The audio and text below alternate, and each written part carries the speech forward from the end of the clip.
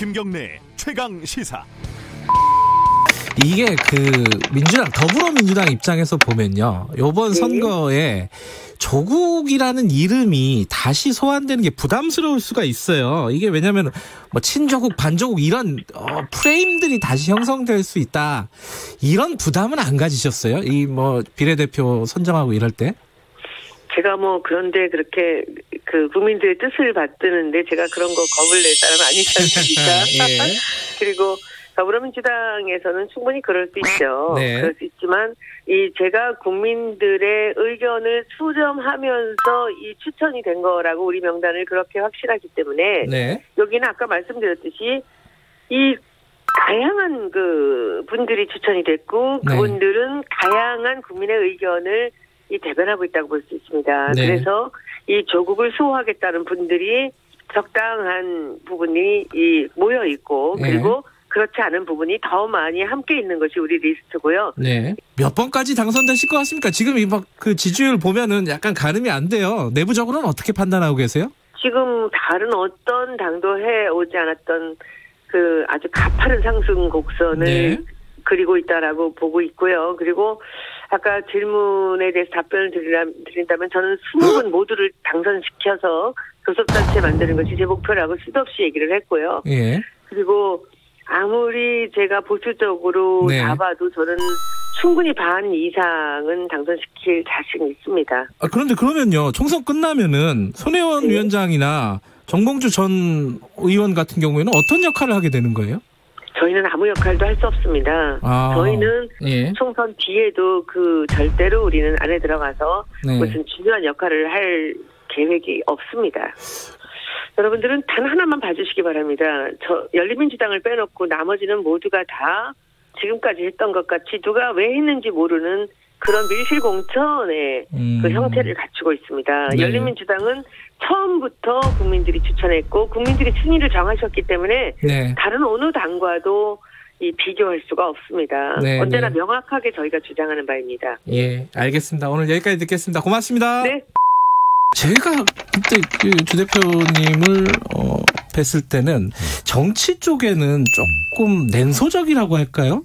그런 느낌이 있었어요. 그래갖고 출마하신다는 얘기를 듣고 좀 의외다.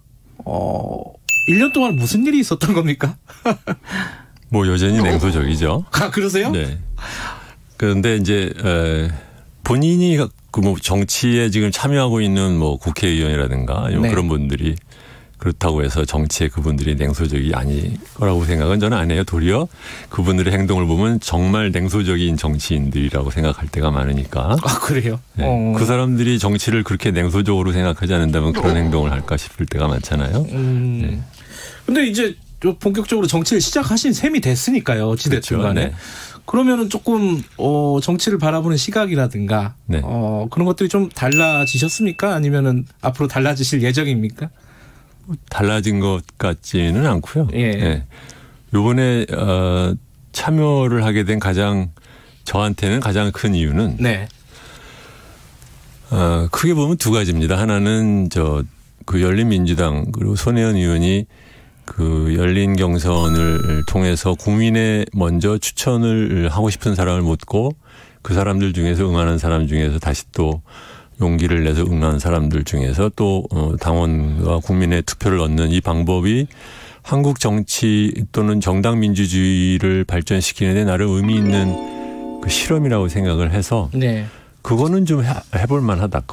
그렇다고 하면 그게 하나가 있고, 두 번째로는 공직에 있는 사람은 자기의 하는 행동에 대해서 설명할 의무가 있는데 설명을 안 해요. 이렇게 그냥 일방적으로 검토 중이다. 왜 검토 중인데 왜 안 하고 있는데까지는 글쎄요, 좀 더 국민의 동감을 얻을 때까지 이런 식으로 회피적인 말만 한단 말이죠. 그리고 그걸 비판을 언론이나 제가 컬럼에서 써봤자 대답도 없고 응답도 없고 의미도 없는 것 같은 느낌도 좀 들어서 직접 국회에 가서 왜 그렇게들 하는지 좀 물어볼까라는 생각이 이제 하나가 더 있고, 마지막으로 굳이 말한다고 하면 저는 최강욱 씨가 국회에 나가서 우리나라 검찰 사람들을 앞에 놓고 마찬가지입니다. 물어보는 장면을 한번 좀 보고 싶어요.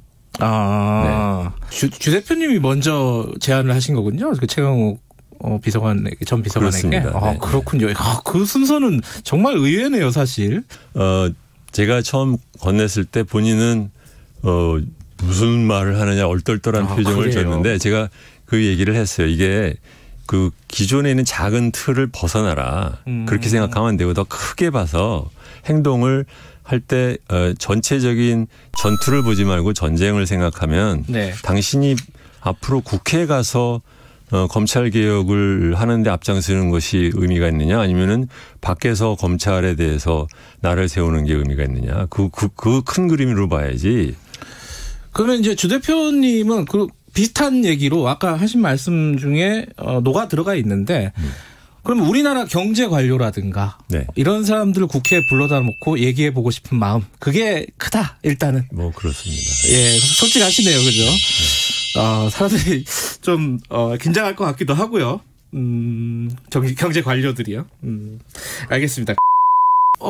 지금 이제 정치인으로서 선택을 다시 하셨습니다. 이게 그런 어떤 답답함 때문에 선택하신 건가요? 이유를 좀 여쭤봐야 될 것 같아요. 답답함이 컸고요. 네.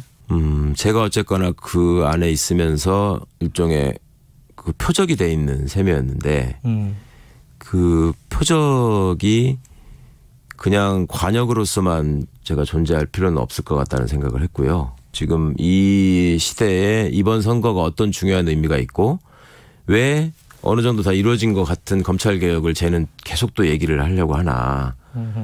그런 것들을 좀 설명드리고 싶다는 생각이 있었습니다. 이제 당 얘기를 좀 해볼게요. 네. 열린민주당. 이게 네. 이제 조금 뭐 여러 가지로 논란이 되고 있기 때문에 불편할 수 있는 얘기입니다. 그래서 먼저 좀 처리하고 뒤에 이제 검찰 얘기 좀 해보겠습니다. 이거 뭐 원고하고 완전히 다르네. 똑같이 가고 있군요. 네.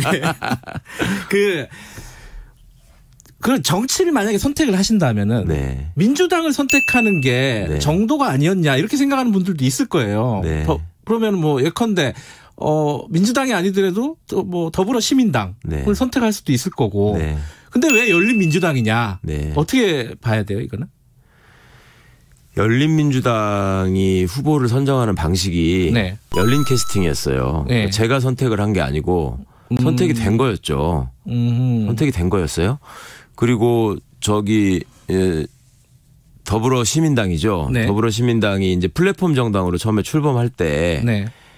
에도 뭐 저한테 직접 연락을 주신 분도 계시고 다른 경로를 통해서도 제안을 받았던 건 사실입니다. 네. 그런데 그간에 여러 곡절들이 있었잖아요. 네. 그 플랫폼 정당이 정리되는 과정, 네. 또 민주당이 참여하게 되는 과정, 그다음에 열린우리당이 출범해가지고 또 후보를 선정하는 과정, 네. 뭐 이런 것들이 쭉 진행되면서 어떤 제 의지라기보다는 이렇게 말씀드리면 어떻게 생각하실지 모르겠지만 하여튼 요렇게 갈 수밖에 없는 상황이 돼버렸어요. 그리고 저는 그 처음에는 후보들을 추천하는 열린 캐스팅에서 상위 그 추천을 받았다라는 네. 연락을 받고 뭐 그런 일도 있구나 하는 정도였는데 네. 이제 주진영 선생님 말씀처럼 이제 그분하고 얘기를 하다가 의기투합되는 면이 있어서 결국은 이제 열린민주당으로 간 결과가 되긴 했는데요. 네. 그렇다고 제가 무슨 뭐 더불어시민당을 완전히 배제했거나 뭐 그쪽에서 뭐 저를 완전히 쳐냈거나 뭐 그렇게는 생각하지 않습니다. 선거 끝나고 나서 합치는 건가요? 이건 정리 아직 안 됐죠? 어떻게 보세요? 그게 지금 뭐 정치 상황이라는 게 늘 변할 수 있는 거고요. 네. 그때마다 어떤 정치적인 전략이라는 게 또 필요하다고 하시더라고요. 네. 그러니까 이게 완전히 무슨 적이 돼가지고 따로 갈 수 있는 그런 상황은 아니라는 건 다들 아시잖아요. 네. 그 지향하는 바가 크게 다르지도 않고. 네. 근데 이제 각자의 장에서 지금 예를 들어서 열린민주당이 뭐 나쁘게 보시는 분들은 민주당의 지지율을 깎아먹는다 뭐 이렇게 얘기하시는 분들도 계시던데 네. 사실은 크게 보면은 진보 개혁 진영의 지평을 넓히고 있는 측면이 분명히 있거든요. 네. 그러면 그 넓히는 게 선거 이후에도 충분히 넓히는 장에서 역할을 할 수 있다면 그것도 필요할 것 같고. 네. 근데 그렇게 되지 않을 수 있는 측면도 또 있잖아요. 네. 선거 결과에 따라서는. 그러면은 또 당연히 통합을 해서 한 길을 가야 될 일이 있을 거고 네. 그거는 뭐 지금 예단할 일은 아닌 것 같고 하지만 완전히 갈라져가지고 뭐 적이 되는 일은 절대 없을 것이다. 그 정도는 확실히 말씀드릴 수 있을 것 같습니다. 알겠습니다. 저도 좀 낯서네요. 정치인 최강욱 변호사와 잠깐 뭐 긴 시간은 아니었습니다. 얘기 좀 나눠봤습니다. 다음에 또 볼 날이 있을 것 같습니다. 고맙습니다. 예.